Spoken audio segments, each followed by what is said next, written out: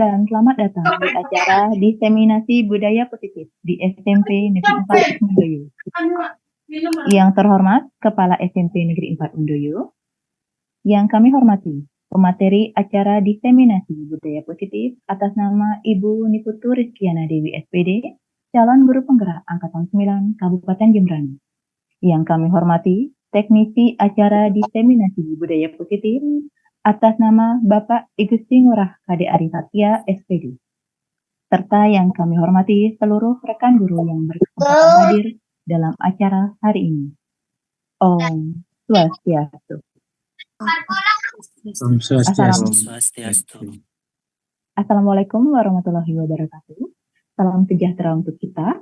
Shalom, Namo Buddhaya, salam bahagia. Salam bahagia. Rasa angin bahagia kita haturkan hadirat ide Sang Yang Widi Wasa, Tuhan Yang Maha Esa, karena atas asung kersa warenugrahnya lah kita dapat berkumpul dan mengikuti serangkaian acara Diseminasi Budaya Positif secara daring pada hari ini dalam keadaan sehat. Bapak Ibu hadirin yang kami hormati, adapun susunan acara pada hari ini meliputi yang pertama, pembukaan seperti yang telah kita lalui bersama. Yang kedua, doa. Yang ketiga, sambutan dari Bapak Kepala Sekolah. Yang keempat, penyampaian materi dari Ibu Rizkiana Dewi selaku calon guru penggerak Angkatan 9 Kabupaten Jembrana. Yang kelima, umpan balik dan tanya jawab. Yang keenam, foto bersama. Dan yang terakhir, penutup. Bapak Ibu hadirin yang kami hormati, sebelum memulai kegiatan acara pada hari ini, marilah kita berdoa menurut agama dan kepercayaan masing-masing. Berdoa dimulai.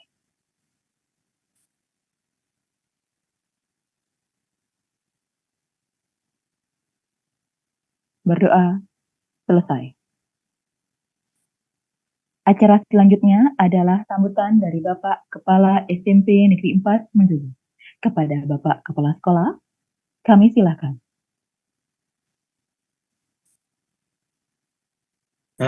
Terima kasih atas waktunya pada pembawa acara. Yang kami hormati Ibu Rizkiana Dewi sebagai calon guru penggerak Angkatan ke-9. Yang kami hormati juga pada guru-guru semuanya yang sudah hadir pada kesempatan ini dalam webinar Diseminasi Budaya Positif. Yang pertama tentu kita tidak henti-hentinya nunasi ceri ide Sang Yang Biasa numugi apa yang kita laksanakan, kita rencanakan berjalan sesuai dengan harapan kita bersama. Kepada Ibu Rizkiana Dewi, saya ucapkan selamat. Mudah-mudahan dengan pertemuan seperti ini menambah lebih terinspirasi pada guru-guru yang lain untuk bisa mengikuti jejak ataupun kegiatan-kegiatan yang sangat berguna ini, dan kepada guru-guru yang hebat pada saat ini juga. Mudah-mudahan setelah Ibu Rizkiana Dewi ada juga nanti Bapak Ibu yang lain mengikuti atau sebagai calon guru penggerak mungkin angkatan ke-11 ya. Dan kegiatan ini saya pandang sangat positif sekali. Nah, mudah-mudahan dengan adanya kegiatan ini Bapak Ibu lebih lagi terinspirasi bisa melaksanakan kegiatan-kegiatan lain, mungkin untuk bisa menambah kekompakan kita dalam hal pembelajaran. Nah, dengan ada guru penggerak nantinya tentu yang harapkan kepada teman-teman guru yang di SMP 4 Undoyo lebih inovasi untuk berinovasi untuk dalam pembelajaran, dan pada akhirnya nanti tujuan pembelajaran dapat tercapai sesuai dengan harapan kita. Mungkin mudah-mudahan kegiatan-kegiatan ini akan membawa manfaat yang sangat berguna tentunya kepada Ibu Rizkiana Dewi dan teman-teman yang lain. Yang mudah-mudahan nanti guru yang lain saya harapkan juga mengikuti jejak pada Ibu Rizkiana Dewi. Mungkin atas asung warenugraha, jadi kegiatan webinar diseminasi ini yang mungkin ucapkan selamat dan teman yang lain bisa mengikuti. Nah, mungkin itu saja yang saya sampaikan. Kurang lebih mungkin dalam penyampaian yang mohon maaf yang sebesar-besarnya. Yang sini untuk Pramu Santi, Om Santi, Santi Om, salam bahagia. Salam bahagia. Baik, terima kasih Bapak Kepala atas sambutannya. Acara selanjutnya adalah penyampaian materi dari Ibu Niputu Rizkyana Dewi SPD, calon guru penggerak Angkatan 9 Kabupaten Jemberani. Kepada pemateri, kami silakan. Ya, baik. Terima kasih atas waktu yang telah diberikan. Sebelumnya, yang terhormat Bapak Kepala SMP Negeri 4 Mendoyo, Bapak Ibu Guru beserta diseminasi budaya positif yang sudah sempat meluangkan waktu pada malam hari ini. Om Swastiastu. Assalamualaikum warahmatullahi wabarakatuh. Salam sejahtera, shalom, salam nama budaya, salam kebajikan, rahayu. Baik Bapak Ibu, pada kesempatan yang berbahagia ini, izinkan saya menyampaikan beberapa materi yang telah saya dapatkan pada modul 1 di pendidikan guru penggerak. Mohon izin saya share screen, ya.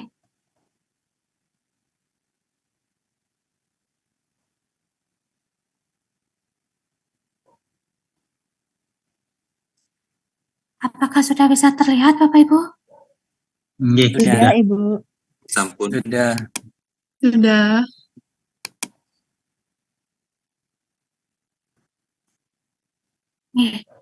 Jadi materi yang akan kita bahas hari ini adalah mengenai budaya positif. Jadi sangat penting sekali bagi kita, para pendidik, untuk selalu bisa memberikan atau mengaplikasikan budaya positif dalam perilaku kita di sekolah, di mana budaya positif itu akan dapat membantu murid-murid kita dalam menerima pembelajaran secara aman dan nyaman sesuai dengan filosofi Ki Hajar Dewantara, yaitu pembelajaran yang berpihak pada murid. Nah, adapun poin inti yang akan saya sampaikan pada hari ini adalah yang pertama tentang keyakinan kelas, kedua tentang kebutuhan dasar manusia, ketiga restitusi, 5 posisi kontrol, dan keempat segitiga restitusi.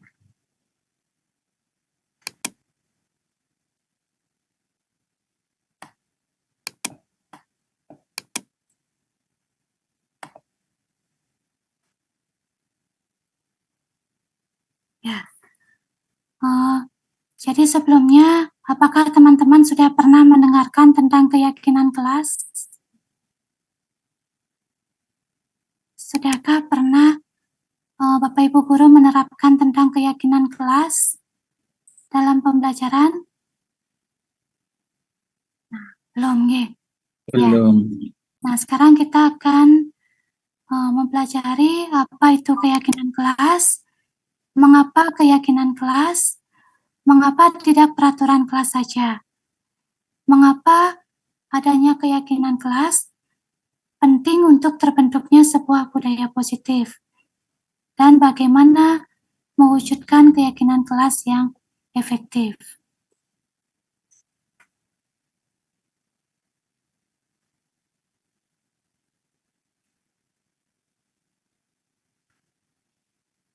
Nah, jadi keyakinan kelas itu adalah nilai-nilai kebajikan universal yang disepakati secara tersirat dan tersurat, lepas dari latar belakang suku, negara, bahasa, maupun agama. Nah, pertanyaannya, mengapa keyakinan kelas? Mengapa tidak peraturan kelas? Nah, setiap hari kita mungkin sudah terbiasa dengan peraturan kelas, ya.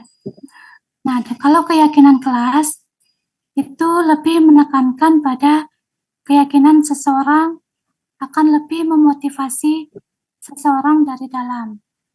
Di mana motivasi murid kita itu tentunya ada motivasi dari dalam atau motivasi intrinsik dan motivasi dari luar. Jadi kalau kita membuat keyakinan kelas, kita akan melibatkan peserta didik. Sehingga dengan keyakinan kelas itu dipercaya akan mampu meningkatkan motivasi intrinsik dari peserta didik. Jadi dengan keyakinan kelas itu seseorang akan lebih tergerak dan bersemangat dalam menjalankan keyakinannya daripada hanya membaca peraturan-peraturan saja. Nah, selanjutnya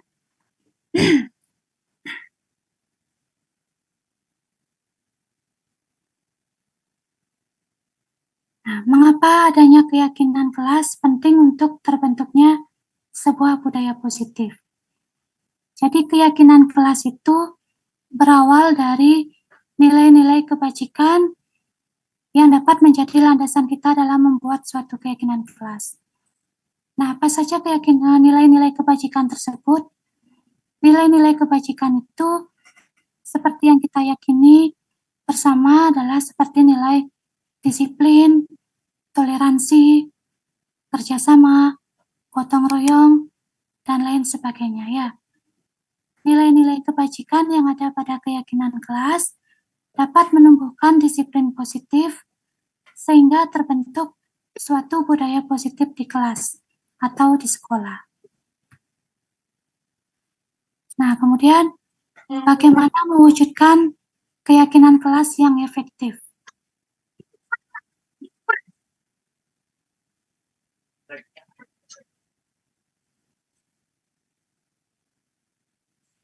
Jadi, keyakinan kelas itu lebih bersifat abstrak daripada peraturan, di mana peraturan itu lebih rinci dan konkret. Kemudian keyakinan kelas berupa pernyataan-pernyataan universal. Pernyataan keyakinan kelas senantiasa dibuat dalam bentuk positif. Jadi dalam pembuatan keyakinan kelas, sebisa mungkin kita menghindari kata-kata yang bersifat negatif, seperti kata tidak dan jangan, ya. Kemudian, keyakinan kelas hendaknya tidak terlalu banyak, sehingga mudah diingat dan dipahami oleh semua warga kelas. Keyakinan kelas sebaiknya sesuatu yang dapat diterapkan di lingkungan tersebut. Artinya keyakinan yang kita buat itu tidak muluk-muluk. Keyakinan itu sebisa mungkin pasti bisa kita terapkan dalam perilaku kita di sekolah. Kemudian, semua warga kelas hendaknya ikut berkontribusi dalam pembuatan keyakinan kelas. Jadi dalam pembuatan keyakinan kelas itu tidak hanya Bapak Ibu guru yang membuat, tetapi melibatkan anak-anak, melibatkan murid dalam membuat keyakinan kelas bersama. Kemudian, bersedia meninjau kembali keyakinan kelas dari waktu ke waktu.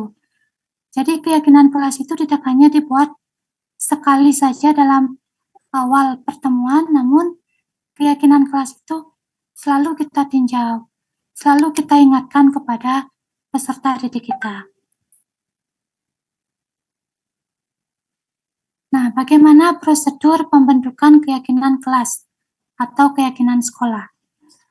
Yang pertama, mempersilakan warga sekolah atau murid-murid yang ada di kelas untuk bercurah pendapat tentang peraturan yang perlu disepakati. Kemudian yang kedua, mencatat semua masukan-masukan para murid, warga sekolah di papan tulis atau di kertas besar, di mana semua anggota kelas atau warga sekolah bisa melihat hasil curah pendapat. Kemudian yang ketiga, susunlah keyakinan kelas sesuai prosedur. Gantilah kalimat-kalimat negatif menjadi kalimat positif. Misalnya kalau ada murid yang membuat peraturan dengan kata jangan, contoh, jangan membuang sampah sembarangan. Nah, kita ubah menjadi buanglah sampah pada tempatnya. Kemudian yang keempat, tinjau kembali daftar curah pendapat yang dicatat. Yang kelima, tinjau ulang keyakinan sekolah atau kelas secara bersama-sama.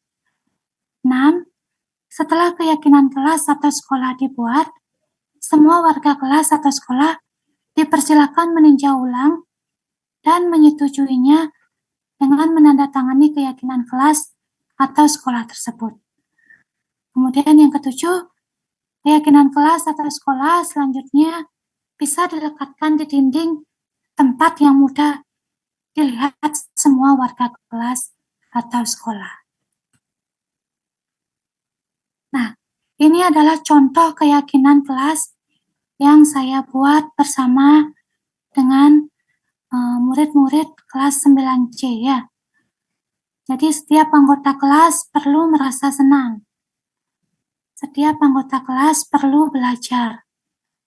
Setiap anggota kelas perlu saling menghargai. Dan setiap anggota kelas perlu merasa aman. Nah, ini adalah contoh keyakinan kelas dan nilai-nilai kebajikan yang dituju. Misalnya, kalau keyakinan kelas yang Bapak Ibu buat adalah berdoa sebelum dan sesudah pembelajaran, berarti nilai-nilai kebajikan yang dituju adalah beriman dan bertakwa. Kemudian, kalau keyakinan kelasnya saling menghormati dan menghargai, berarti nilai-nilai kebajikan yang dituju adalah hormat dan santun. Kemudian datang dan pulang sekolah tepat waktu. Nilai-nilai kebajikan yang dituju adalah disiplin.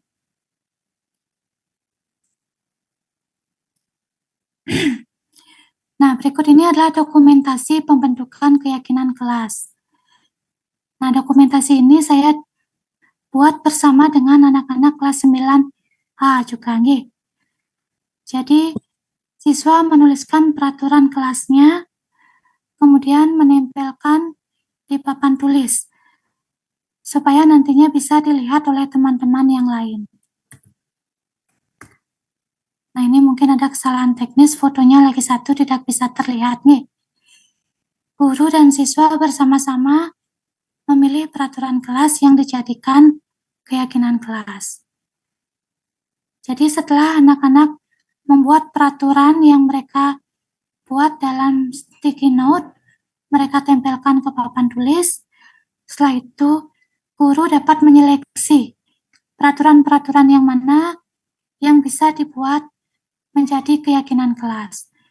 Nah, tentu saja dalam membuat peraturan kelas itu, tentu tidak semua peraturan kelas bisa kita buat sebagai keyakinan kelas.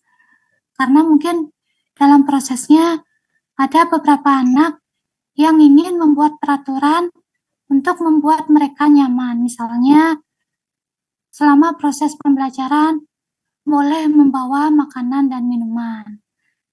Nah, itu mungkin ada kebutuhan-kebutuhan dasar yang ingin mereka penuhi. Nah, namun dalam kesepakatan kita bersama murid, kita tinjau kembali peraturan-peraturan kelas yang seperti itu. Nah, mungkin demikian materi dalam keyakinan kelas. Sebelum saya masuk ke materi berikutnya, saya ingin Bapak Ibu Guru bisa memberikan contoh satu saja pembuatan keyakinan kelas. Contoh membuat keyakinan kelas. Yes, Bapak Ibu bisa menuliskan dalam chat room. Ya.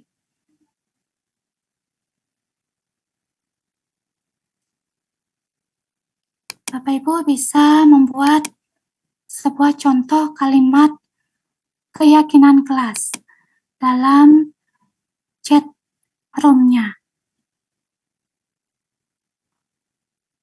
Satu saja nih. Misalnya, kita saling menghargai. Misalnya, dalam pembelajaran kita meyakini bahwa kita perlu saling membantu, misalnya. Mungkin Bapak Ibu bisa menuliskan di kolom chat-nya.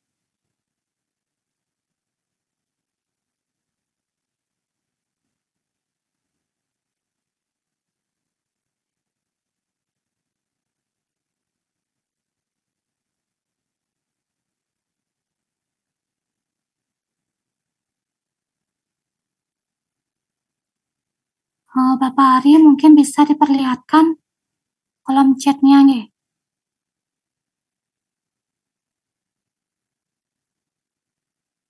Oh ya, ini sudah masuk dari Pak Ari ya, kita tidak boleh membuli teman. Ya, jadi dalam pembuatan keyakinan kelas, diharapkan tidak menggunakan kalimat negatif. Jadi kalau kita tidak boleh membuli teman, mungkin itu bisa diganti dengan kita harus saling menghargai, misalnya. Ya. Kemudian dari Budayu, kerjakan tugas harus tepat waktu, ya. Mungkin itu nilai kebajikan yang dituju adalah disiplin dan tanggung jawab. Ya, kita harus saling menghargai antar teman. Oke. Oke, saya rasa sudah cukup Bapak Ibu nggih. Semoga nanti keyakinan kelasnya dapat Bapak Ibu terapkan dalam aplikasi dalam pembelajaran di kelas ataupun keyakinan sekolah di sekolah, Mas. Nah, selanjutnya saya akan lanjut ke materi berikutnya, nggih.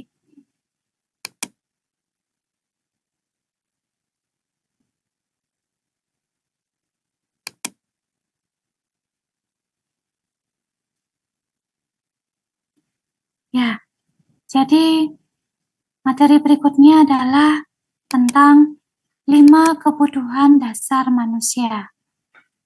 Nah, kenapa saya menganggap materi ini penting?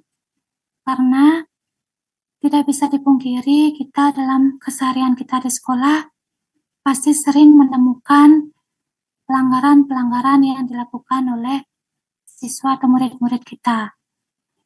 Nah, tentunya dalam menanggulangi hal tersebut, kita harus mengetahui terlebih dahulu apa saja kebutuhan dasar manusia, sehingga mungkin nanti kita bisa lebih bisa menangani perilaku-perilaku murid kita lebih baik lagi. Jadi apa saja yang termasuk 5 kebutuhan dasar manusia? Yang pertama adalah kebutuhan untuk bertahan hidup, survival.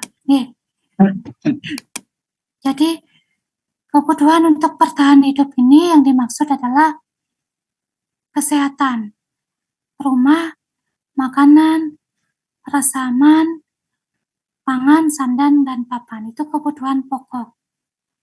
Misalnya, kalau kita menemukan masalah siswa misalnya dia suka merebut makanan temannya. Jadi kalau kita tanya kenapa kamu merebut makanan temanmu? Kalau dia menjawab, saya lapar Bu, atau saya lapar Pak. Berarti kebutuhan dasar yang harus dia penuhi adalah kebutuhan untuk bertahan hidup. Kemudian yang kedua adalah kebutuhan kasih sayang dan rasa diterima. Nah, apa itu kebutuhan kasih sayang? Mohon maaf. Jadi kebutuhan kasih sayang itu adalah keinginan untuk tetap terhubung dengan orang lain, seperti teman, keluarga, pasangan hidup, teman kerja, binatang peliharaan, dan kelompok di mana kita tergabung. Jadi tidak bisa dipungkiri, kita sebagai manusia pasti itu memerlukan kasih sayang. Pasti kita ingin terlibat dalam suatu kelompok, baik itu keluarga, teman, pasangan hidup, dan lain sebagainya. Begitu juga murid-murid kita di sekolah, Bapak Ibu nggih. Misalnya ketika kita bertanya kepada murid kita yang suka membuli teman, kita tanyakan, kenapa kamu suka membuli temanmu? Kalau dia jawab, saya suka kalau dia memperhatikan saya. Nah, itu artinya dia membutuhkan kasih sayang.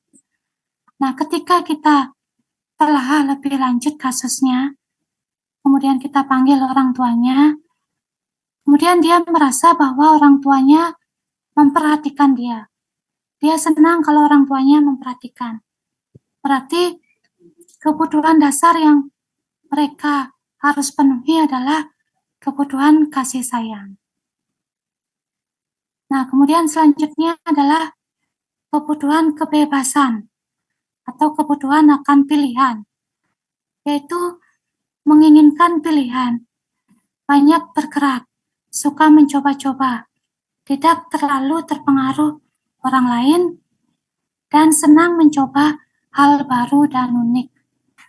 Nah, jadi ini sering kita temukan kepada murid-murid kita, bahwa mereka juga terkadang butuh kebebasan. Misalnya dalam pembelajaran di kelas, kita seringkali melihat anak-anak kita bosan. Ya, kalau kita tanya, kenapa kamu tidak aktif di kelas? Misalnya kalau jawaban mereka, saya bosan Bu, saya ingin bernyanyi misalnya. Berarti kebutuhan dasar yang harus dia penuhi adalah kebutuhan kebebasan. Jadi dia ingin kebutuhan akan kebebasan. Jadi dari dia bosan, bagaimana supaya dia tidak bosan lagi. Nah, kemudian kebutuhan untuk kesenangan, untuk mencari kesenangan. Jadi bagaimana kebutuhan akan kesenangan akan kebutuhan untuk merasa senang. Jadi murid itu mencari kesenangan, bermain, tertawa, suka bergurau, melucu, menikmati apa yang dilakukan, berkonsentrasi tinggi saat mengerjakan hal yang disenangi.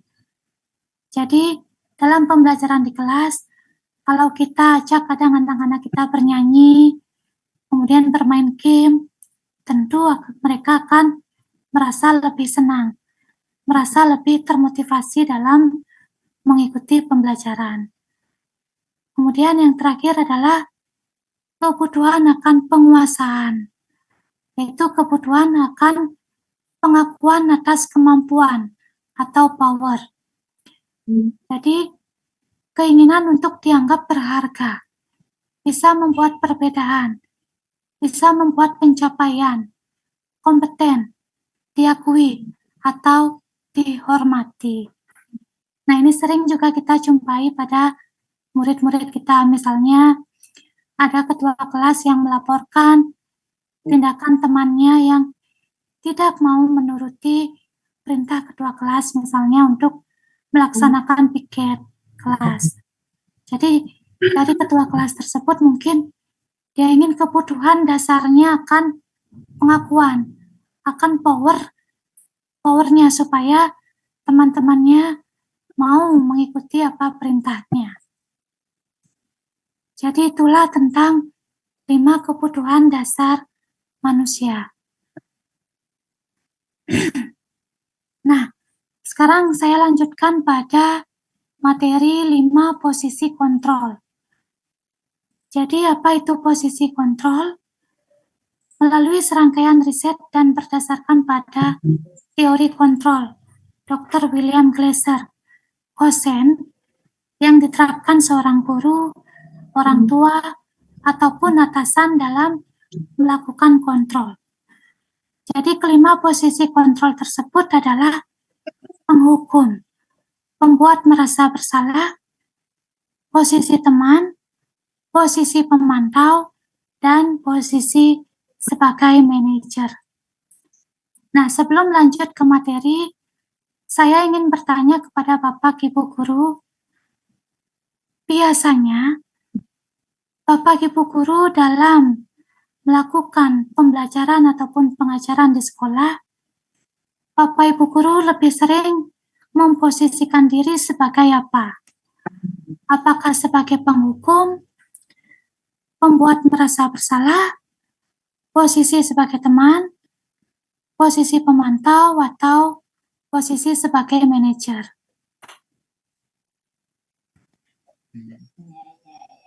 Nah, Bapak Ibu, sekarang Bapak Ibu bisa menyimak video yang akan saya putar sebelum menuliskan komentarnya di kolom chat. Nih.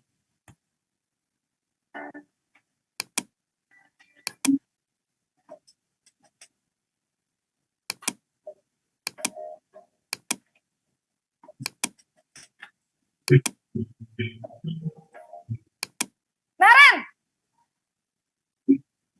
Sini kamu! Selamat pagi, Bu. Selalu terlambat. Kamu deh, pasti terlambat. Maaf, Bu. Saya... Apa? Apa coba? Alasan kamu apa lagi? Kapan sih kamu tidak terlambat? Malas sekali ya kamu jadi anak. Saya... Dasar pemalas. Gak kapok-kapok sih kamu. Sudah berapa kali terlambat? Sana, kamu keliling lapangan basket 2 kali. Kenapa saya harus keliling lapangan basket, Bu? Kenapa? Kamu mau lawan ibu? Berani-beraninya jawab, sudah terlambat, masih berani jawab pula. Sekarang, keliling lapangan basket 5 kali sekalian, biar kapok. Cepat, pergi sana ke lapangan basket.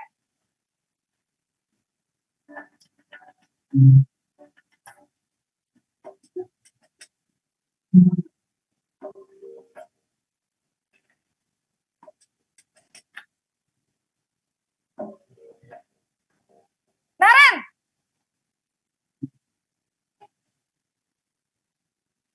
Selamat pagi, Bu. Naren.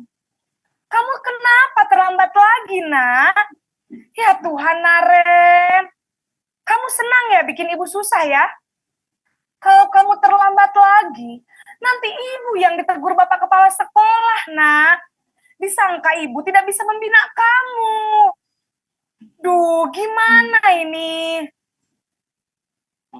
Maaf, Bu. Duh, Gusti Naren. Kamu suka ya kalau ibu ditegur bapak kepala sekolah? Terus, sekarang ibu harus tulis apa ini di buku absen? Ini kamu sudah sering terlambat loh. Ibu harus apa coba? Maaf, Bu. Maaf sekali. Ya sudah, lain kali jangan bikin ibu susah lagi ya nak ya. Ibu tidak akan kuat lagi kalau kamu begini terus. Bisa jantungan kalau ibu ditegur bapak kepala sekolah. Sana cepat ke kelas. Maaf ya, Bu. Maaf sekali. Posisi pembuat rasa bersalah berbicara dengan nada tenang.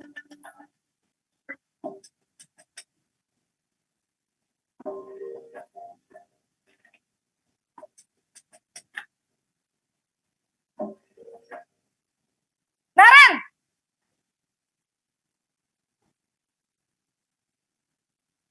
Selamat pagi, Bu. Wah, sudah jam berapa ini nak?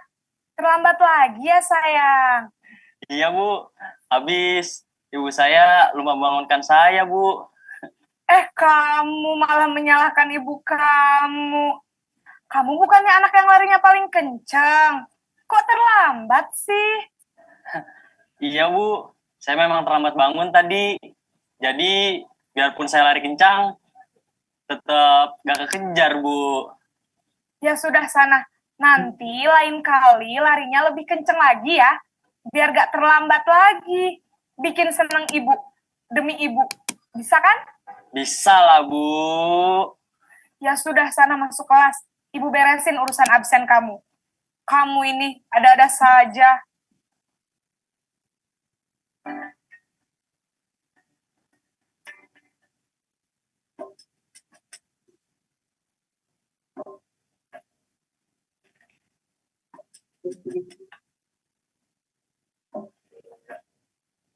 Naren!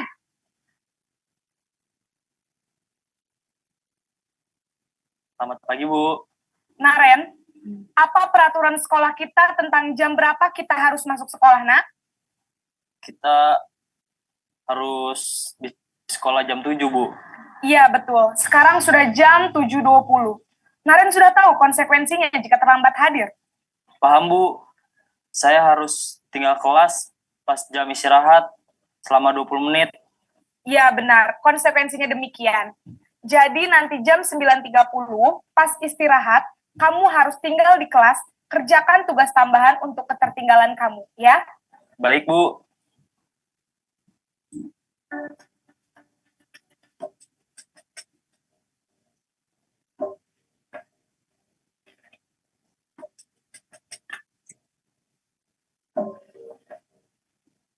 Naren!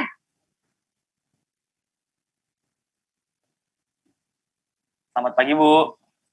Selamat pagi, Naren. Maaf, Bu. Saya terlambat. Iya, sekolah masuknya jam 7, sekarang sudah jam 7.20. Jadi sekarang bagaimana ini, Naren? Maaf, Bu. Saya lupa setel alarm saya semalam. Baiklah, menurut kamu, keyakinan sekolah yang mana yang perlu kamu tingkatkan?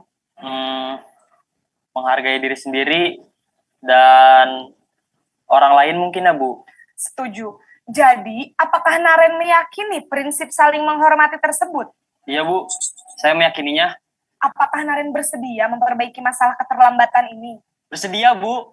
Bagaimana kamu akan perbaiki masalah keterlambatan ini? Saya akan coba untuk tidak lupa menyetel alarm saya, Bu. Baik, kalau Naren lupa menyetel alarm di rumah, ada orang yang kira-kira bisa bantu mengingatkan tidak? Ada, Bu. Kakak saya, Kak Ema. Ada lagi selain Kak Ema? Selain Kak Ema, ada ibu saya. Baik, jadi yang mengingatkan Naren adalah Kak Ema dan ibu kamu ya? Kira-kira akan mulai setel alarm kapan nih, Naren? Setelah pulang sekolah, akan segera saya lakukan. Baik, jadi Naren akan setel alarm untuk bangun besok pagi dan akan diingatkan oleh kakak dan ibunda Naren ya. Ada lagi yang mungkin perlu dilakukan, Naren? Agar tidak terlambat bangun lagi. Tidak ada, Bu. Baik, Naren. Terima kasih untuk kerjasama kamu. Sekarang kamu perlu kembali ke kelas untuk belajar. Baik, Bu. Terima kasih.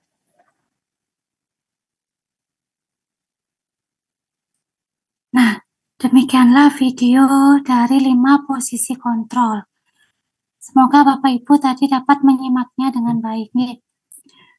Sekarang saya ingin bertanya kepada Bapak Ibu, dari 5 posisi kontrol tersebut, posisi kontrol yang mana yang paling baik kita terapkan di sekolah? Boleh dituliskan dalam kolom chat-nya. Nih.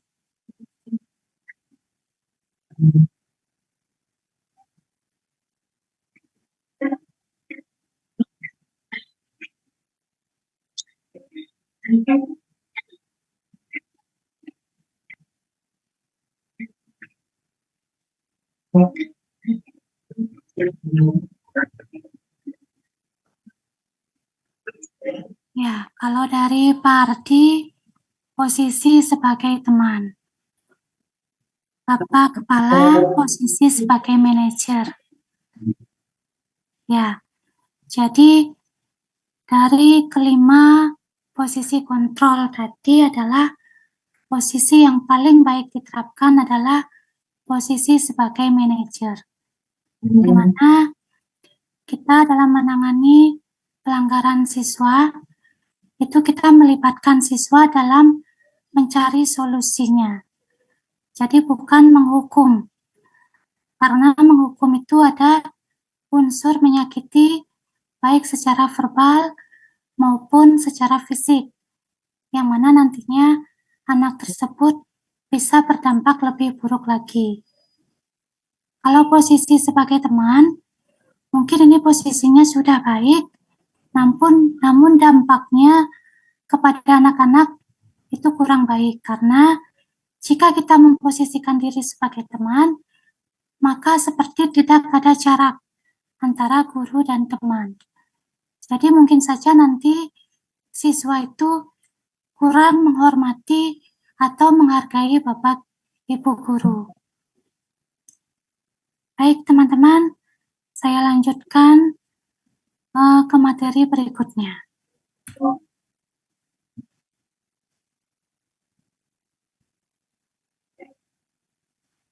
Ya, jadi seorang penghukum itu bisa menggunakan hukuman fisik maupun verbal. Guru seperti ini senantiasa percaya hanya ada satu cara agar pembelajaran bisa berhasil, yaitu cara dia. Contoh, patuhi aturan saya, atau awas, dasar kamu malas, selalu saja terlambat. Nah, itu mungkin kalau posisi kita sebagai penghukum, ada kata-kata kita yang memiliki unsur menyakiti murid. Kemudian posisi pembuat merasa bersalah. Pada posisi ini, guru akan bersuara lebih lembut, menggunakan keheningan yang membuat orang lain merasa tidak nyaman, bersalah, atau rendah diri. Contoh, ibu sangat kecewa sekali sama kamu. Gimana coba kalau orang tua kamu tahu kamu berbuat seperti ini? Nah, kemudian posisi sebagai teman. Guru pada posisi ini tidak akan menyakiti murid, namun akan tetap berupaya mengontrol murid melalui persuasi. Contoh, ayo, kamu mau bantu ibu kan? Ya sudah, kali ini tidak apa-apa, nanti ibu bantu bereskan.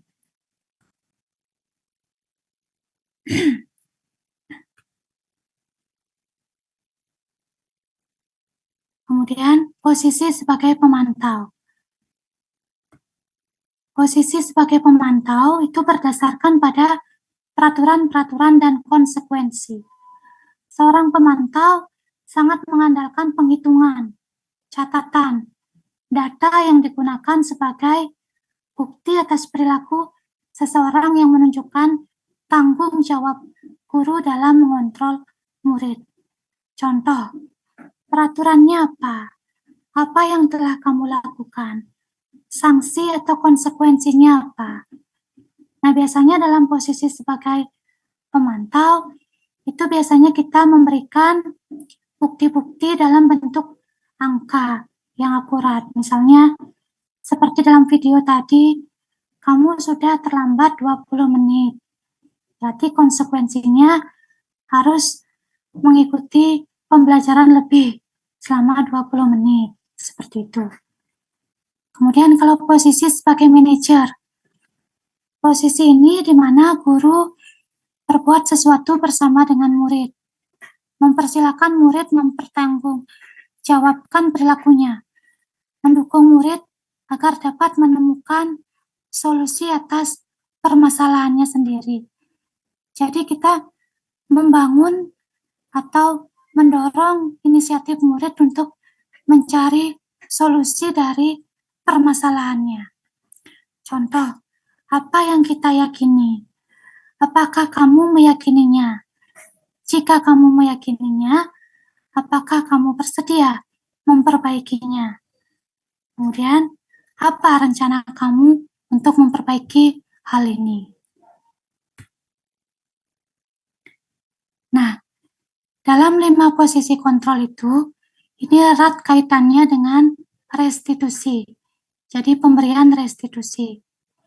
Jadi penanganan kita terhadap siswa itu kita kenal mungkin sebelumnya dengan istilah memberikan hukuman, memberikan konsekuensi, dan memberikan restitusi.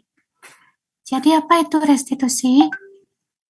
Dian Gosen dalam bukunya Restitution, Restructuring School Discipline telah merancang sebuah tahapan untuk memudahkan para guru dan orang tua dalam melakukan proses untuk menyiapkan anaknya untuk melakukan restitusi, bernama segitiga restitusi atau restitution triangle. Segitiga restitusi ini adalah suatu proses dialog yang dijalankan oleh guru atau orang tua agar dapat menghasilkan murid yang mandiri dan bertanggung jawab. Nah, berikut ini adalah video tentang segitiga restitusi.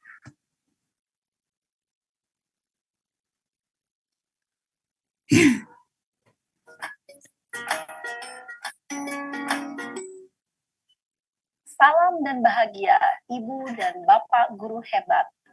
Pada video kali ini kita akan membahas tentang salah satu program disiplin positif yang diterapkan di lingkungan sekolah yang dikenal dengan nama restitusi.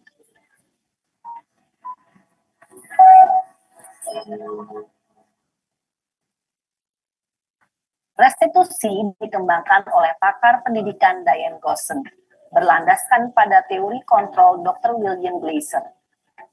Segitiga restitusi adalah suatu proses dialog yang dijalankan oleh guru atau orang tua agar dapat menghasilkan murid yang mandiri dan bertanggung jawab.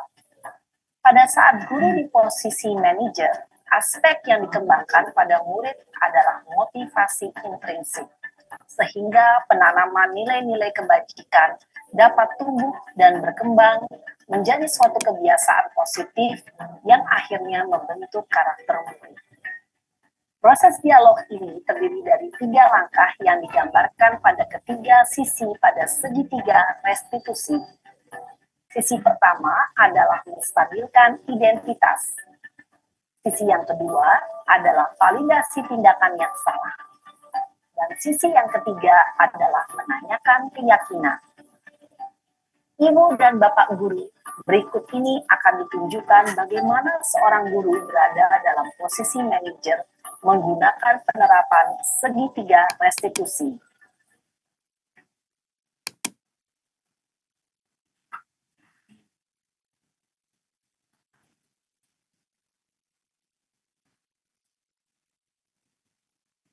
Yang Sarah, Yang Pak, sudah lama nggak ketemu Sarah? Kenapa hari ini ada di sini? Kesel Pak, kesel banget. Masa aku dikatain tukang fitnah Pak? Ya aku marah lah. Aku balik katain Eka di depan kelas. Kesel banget. Oh, begitu. Ya pasti kamu marah dan kesal. Bapak juga akan marah apabila ada yang menuduh Bapak seperti itu. Kemudian, pada saat itu, kamu mau melakukan apa? Ya saya langsung ngatain Eka lah Pak. Kesel banget. Saya bentak-bentak dia depan teman-teman lain. Oh, begitu. Pasti kamu melakukan seperti itu karena suatu alasan tertentu, bukan? Iyalah, masa saya diam saja Pak? Ya saya bela diri lah. Masa saya dituduh tukang fitnah? Ya, wajar lah. Mempertahankan harga diri itu sesuatu yang penting buat kamu. Untung kamu tidak bertindak lebih gegabah lagi.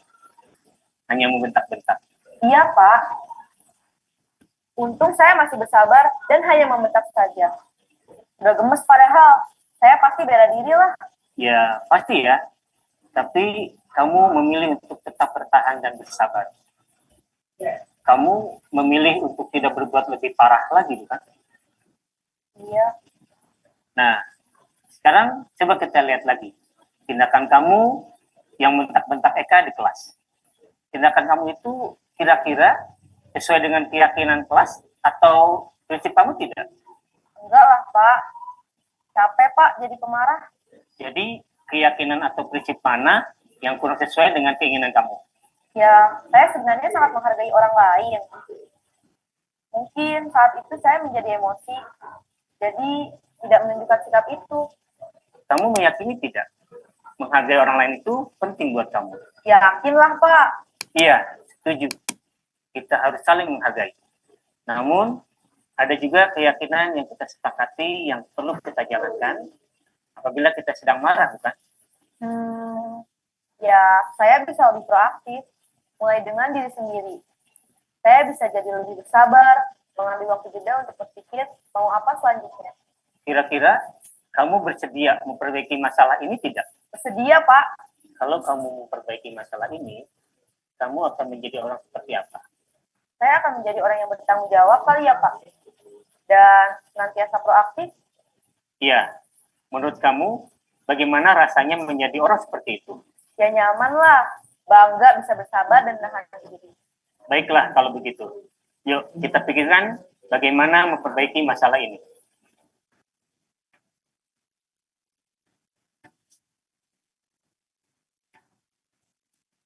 Ibu dan Bapak guru hebat. Baru saja kita menyaksikan contoh bagaimana seorang guru berada dalam posisi manajer menggunakan penerapan segitiga restitusi. Mari kita bahas satu persatu. Pada sisi pertama, menstabilkan identitas berdasarkan pada prinsip bahwa membuat kesalahan adalah bagian dari proses pembelajaran. Sisi pertama dari segitiga ini berperan menggeser identitas murid dari identitas gagal ke identitas sukses. Murid yang sedang bertingkah laku yang tidak pantas atau menarik diri saat itu sedang mengalami identitas gagal. Bila kita mengkritiknya, maka posisinya tidak akan berubah. Kita bisa mengajukan pernyataan-pernyataan ini. 1. Membuat kesalahan sesuatu yang wajar. 2. Manusia tidak ada yang sempurna. 3. Kita bisa memperbaiki masalah ini. 4. Saya tidak menanyakan kesalahannya. Saya lebih fokus bagaimana memperbaiki masalah ini. 5. Apakah saat ini kamu tengah menjadi orang yang baik untuk dirimu sendiri? Pada sisi kedua, validasi tindakan yang salah berlandaskan pada prinsip bahwa setiap perilaku berupaya memenuhi suatu kebutuhan tertentu. Guru yang telah memahami teori kontrol akan bergeser dari pemikiran stimulus respon menjadi proaktif dan mencoba untuk mengenali tujuan dari perilaku murid. Mengenali dan mengakui kebutuhan murid ini dapat memperbaiki hubungan dengan murid tersebut. Pernyataan atau pertanyaan bisa disampaikan dengan nada suara tidak menghakimi atau memojokkan, sehingga dapat mengembalikan murid pada posisi positif. 1. Kamu bisa saja bertindak lebih gegabah lagi dari ini. 2. Kamu bukan melakukannya tanpa suatu alasan tertentu. 3. Kamu melakukannya karena mempertahankan sesuatu yang penting bagimu. 4. Mungkin kamu bisa mempelajari suatu perilaku baru yang lebih efektif. Bersediakah kamu mempelajarinya? Selanjutnya, kita akan simak sisi terakhir, yaitu menanyakan keyakinan. Teori kontrol menyatakan bahwa pada dasarnya kita termotivasi secara intrinsik. Pada saat perilaku yang salah telah divalidasi dan identitas sukses telah stabil, maka murid telah siap mengaitkan keyakinan-keyakinannya dengan tindakannya yang salah, dan pemikirannya telah bergeser ingin menjadi orang yang dituju. Pertanyaan-pertanyaan ini dapat mengaitkan keyakinan-keyakinan yang dianut murid. 1. Sebagai keluarga atau kelas, apa yang kita yakini? 2. Nilai-nilai apa yang telah kita sepakati? 3. Seperti apa gambaran sebuah kelas yang ideal bagi kami? 4. Kamu ingin menjadi orang seperti apa?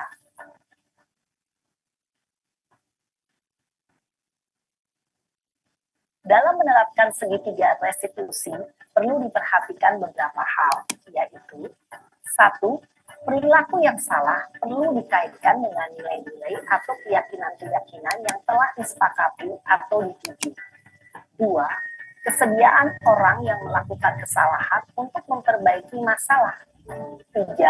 Pemecahan masalah sebisa mungkin relevan atau memiliki hubungan dengan masalah yang ada. 4. Usaha. Perlu adanya suatu usaha perbaikan dari pihak yang berbuat kesalahan. 5. Waktu. Perlu didedikasikan waktu dari pihak yang berbuat kesalahan. Tanyakan kapan akan mulai diberlakukan usaha untuk memperbaiki masalah. Dengan memahami struktur penerapan segitiga restitusi, Diharapkan guru dapat menerapkan posisinya sebagai manajer dengan mengajukan pertanyaan-pertanyaan bermakna yang dapat membuat murid menjadi lebih percaya diri, bertanggung jawab, dan mandiri. Nah, Ibu Bapak Guru perlu tidaknya mengikuti ketiga tahapan dalam segitiga restitusi bergantung pada ringan beratnya suatu permasalahan. Misalnya, bila permasalahan tersebut ringan, maka tidak perlu dijalankan secara berurutan. Bahkan bisa semudah menanyakan apa keyakinan yang kita sepakati. Dengan menjalankan segitiga restitusi, dengan mengajukan pertanyaan-pertanyaan bermakna, diharapkan murid menjadi lebih kuat secara pribadi, dapat membuka wawasan murid agar dapat menyelesaikan permasalahannya sendiri, semakin percaya diri, mandiri, dan merdeka. Salam dan bahagia, Ibu Bapak Guru hebat.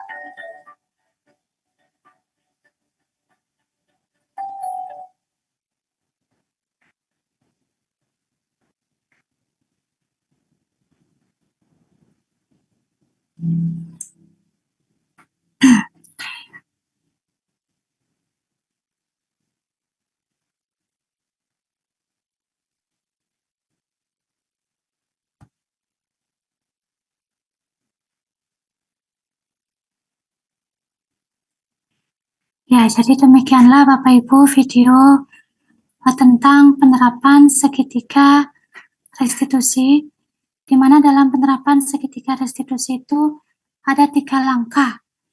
Yang pertama adalah menstabilkan identitas, kemudian yang kedua memvalidasi tindakan yang salah, dan yang terakhir menanyakan keyakinan kelas atau keyakinan sekolah yang kita yakini bersama.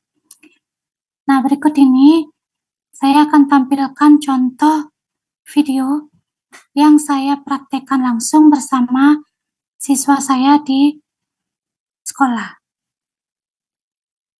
Ya.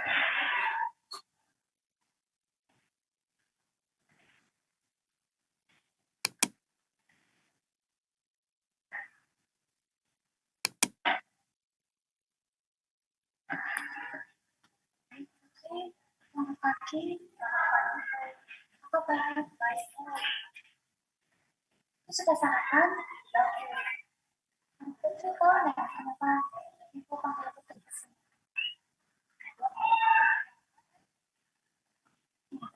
Tadi ada laporan di matematika bahwa pada saat pelajaran matematika kamu tidak ada di ruang kelas. Apa benar itu?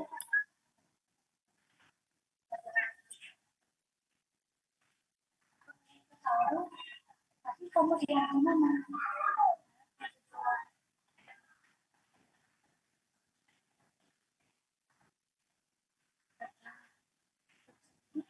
Setiap orang pasti pernah melakukan kesalahan. Kita juga sering melakukan kesalahan. Sampai bisa belajar. Sekarang, kita tidak ingin mencari tahu siapa yang salah dan siapa yang benar. Ini masih ingat tidak? Keyakinan kelas yang sudah kita sepakati. Menurut buku, apa keyakinan kelas kita yang harus kita tingkatkan?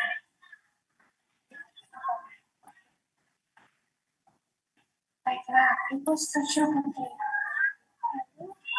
Bagaimana menurut Putri caranya supaya Putri bisa lebih bagus lagi?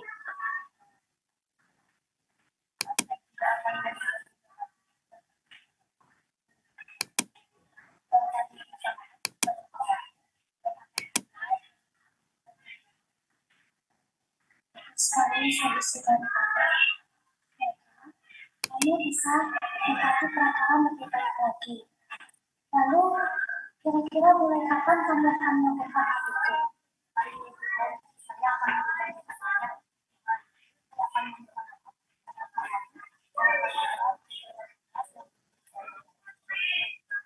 Terima kasih ya Putri. Sekarang kamu boleh kembali ke kelas dan ikuti pembelajaran selanjutnya. Sama.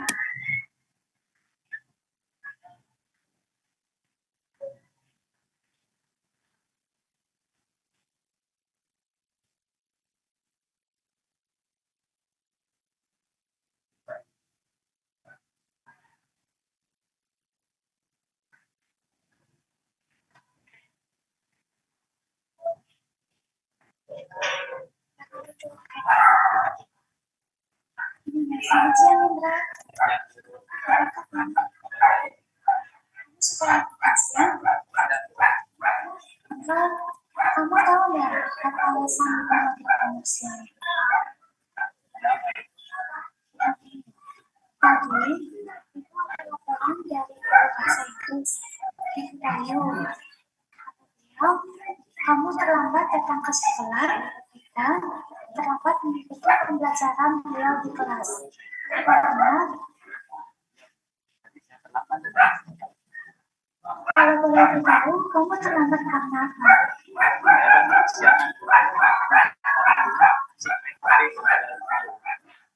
Baiklah, Hendra, semua orang pasti pernah melakukan kesalahan. Ibu juga pernah melakukan kesalahan. Ibu tidak ingin mencari tahu siapa yang salah dan siapa yang benar. Menurut kamu, apa keyakinan kelas yang perlu kamu tingkatkan?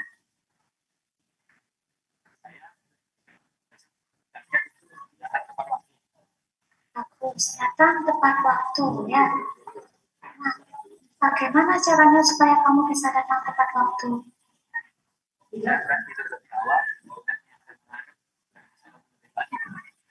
Aku setuju. Kira-kira kamu akan mulainya dari kapan?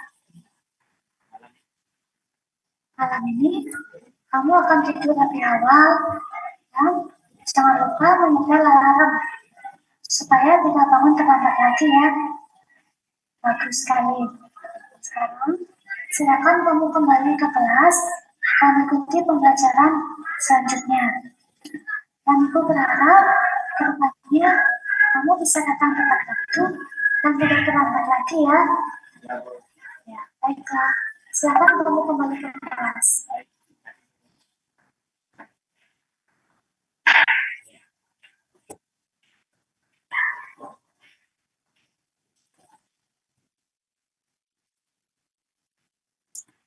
Nah, baiklah Bapak Ibu, demikianlah materi yang bisa saya sampaikan pada hari ini. Semoga apa yang saya sampaikan dapat bermanfaat bagi Bapak Ibu semua. Semoga dengan materi tentang segitiga restitusi dapat meningkatkan perilaku murid kita menjadi siswa yang lebih baik lagi. Untuk selanjutnya, saya serahkan kepada Ibu Mediawati selaku moderator. Terima kasih.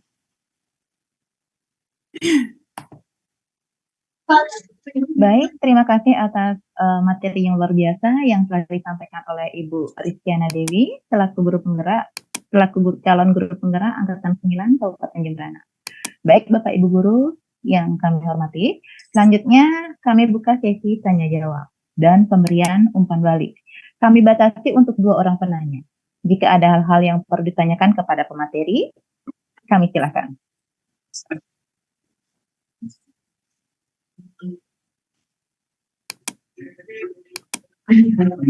Maaf untuk mungkin kita sedikit. Jadi mungkin tadi Bapak sangat terharu sekali dan sangat bagus sekali. Terus untuk sering Bapak katakan bahwa mungkin keyakinan kelas yang sering Bapak maksud itu adalah kesepakatan kelas. Ya. Kalau dulu Bapak sering bilangnya itu kesepakatan kelas, sebelum guru mengajar masuk ke kelas itu buatlah kesepakatan kelas apa yang diinginkan anak-anak biar dia merasa nyaman belajar, merasa tenang, merasa bergembira. Nah mungkin itu yang Bapak maksud sering gitu ya. Ternyata itulah kesepakatan kelas itu mungkin hampir mirip atau sama dengan keyakinan kelas. Ya. Nah itu mungkin sangat bagus sekali. Kita bukan peraturannya, kalau keyakinan itu rasanya lebih manis dan tidak ada di sana istilahnya pernyataan yang negatif. Ya, jadi kita ubah menjadi yang positif. Pahamnya jangan membuang sampah sembarangan, tapi buanglah sampah pada tempatnya. Nah berarti di sana anak-anak pada saat belajar mungkin buat kesepakatan.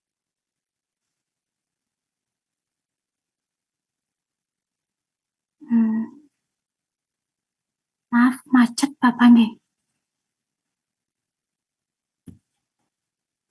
Halo? Tes. Oh, ya bapaknya kehilangan koneksi. Baik, mungkin kepada Bapak Ibu guru lainnya, ada yang ingin ditanyakan kepada pemateri, waktu dan tempat? Baik, kami persilahkan. Mungkin dari Bapak Ibu ingin bertanya, bisa raise hand.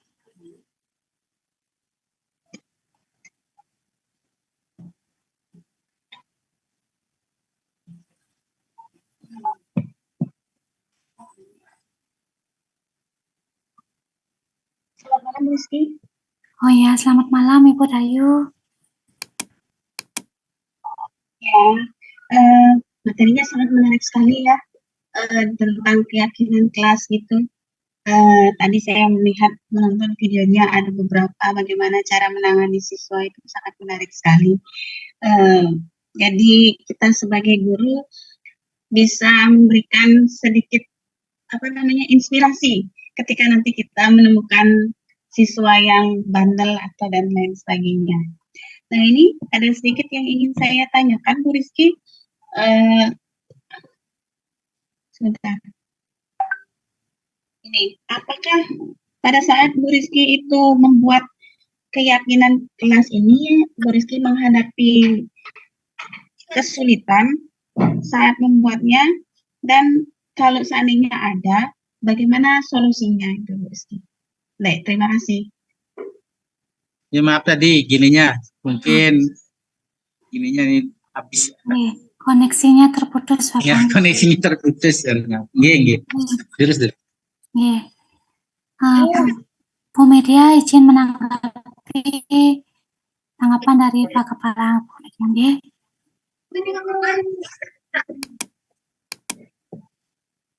Halo, tes, Bu Media. Ya, Yes. Langsung saya tanggapi pernyataan dari Bapak Kepala sekaligus pertanyaan dari Ibu Dayu. Jadi benar sekali Bapak bahwa keyakinan kelas itu memang berawal dari kesepakatan kelas. Jadi kalau kita sudah sepakat, berarti kita secara tidak langsung melibatkan murid. Kalau murid sudah dilibatkan, mereka pasti akan merasa dihargai. Itu merasa dihargai. Jadi kalau dia melanggar, kita tanyakan lagi kesepakatan kelasnya. Kita tanyakan lagi keyakinan kelasnya. Sehingga dia akan lebih menunjukkan ekspresi, oh saya membuat seperti ini, jadi harus saya hargai keyakinan saya, mungkin seperti itu. Kemudian pertanyaan dari bahwa dalam membuat keyakinan kelas, dalam prakteknya tentu saya menemukan beberapa kendala. Misalnya dalam menanyakan jadi kelas yang kita ajar itu kan pesertanya itu 32 orang, mungkin lebih. Jadi setiap anak itu memiliki karakteristik yang berbeda-beda. Jadi sebelum saya membuat keyakinan kelas, tentu saya bertanya dulu tentang peraturan kelas yang ingin mereka sepakati. Nah, jadi dari peraturan kelas itu ada anak-anak yang menginginkan peraturan yang hanya membuat dirinya senang belajar. Misalnya seperti boleh menggunakan HP saat belajar. Nah, padahal peraturan di sekolah masih itu tidak boleh membawa handphone ke sekolah. Kemudian boleh belajar sambil makan dan minum. Nah, mungkin mereka itu membuat peraturan seperti itu supaya mereka merasa lebih santai saat belajar. Nah, jadi peraturan-peraturan seperti itu perlu kita pilih dan pilah. Peraturan mana yang boleh dijadikan sebagai keyakinan kelas dan disepakati secara bersama. Nah, kemudian kendala yang kedua adalah dalam mengubah pernyataan-pernyataan anak-anak.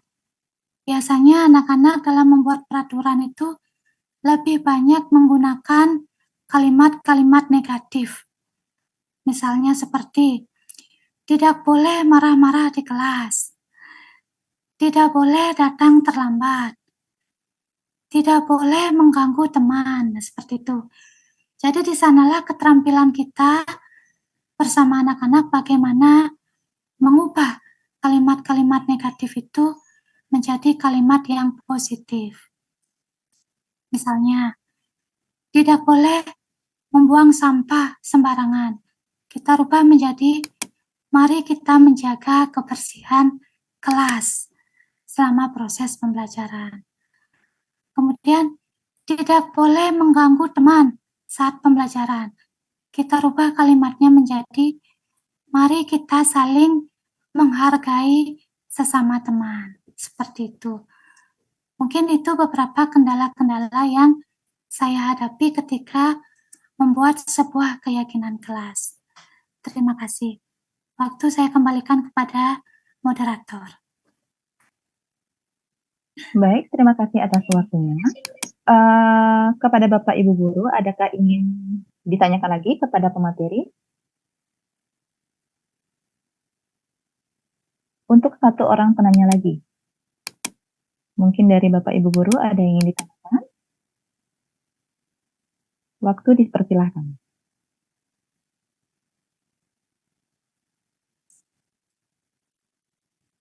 Baik, mungkin Baik. tidak ada pertanyaan lagi, Bu Media. Oke, baik Bapak Ibu Guru, jika tidak ada yang ingin ditanyakan lagi, acara dilanjutkan dengan foto bersama. Kepada teknisi, Mohon kepada Bapak Ibu Guru, mohon agar bisa diaktifkan kameranya. Karena kita akan mengadakan foto bersama. Oke, salam bahagia. Oke, salam bahagia dulu ya. baik.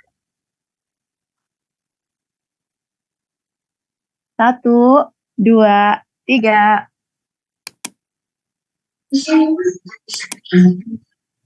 Oke. Yang Salam kedua, literasi. salam nanjak dulu. Salam nanja ya. Salam nanja ya. Salam nanya. Tangan kanan. Salam nanya. Ya. Oh ya. Baik, Kanan atau kiri? 1, 2, 3.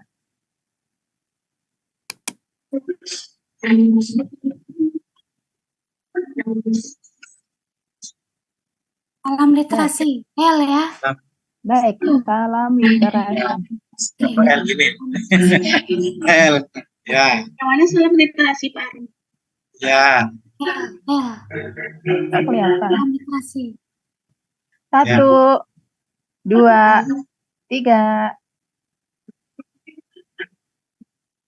Ya. Ya. Baik, terima kasih kepada Bapak Ibu Guru atas kesempatan yang telah hadir dalam acara hari ini. Kami mengucapkan terima kasih banyak kepada seluruh Bapak Ibu Guru dan seluruh kru yang bertugas. Mohon maaf apabila ada kekacauan maupun sikap kami yang kurang berkenan dalam acara hari ini. Semoga acara diseminasi budaya positif pada hari ini Bapak ini jagongnya atas. dapat menambah wawasan, dapat bermanfaat, dan dapat kita aplikasikan di sekolah. Izinkan saya akhiri acara hari ini dengan Parama Santi. Om Santi, Santi, Santi. Om. Assalamualaikum warahmatullahi wabarakatuh. Salam sejahtera untuk kita semua. Waalaikumsalam. Shalom, namo buddhaya, salam bahagia. Salam bahagia. Salam bahagia. Bahagia. Terima kasih semua.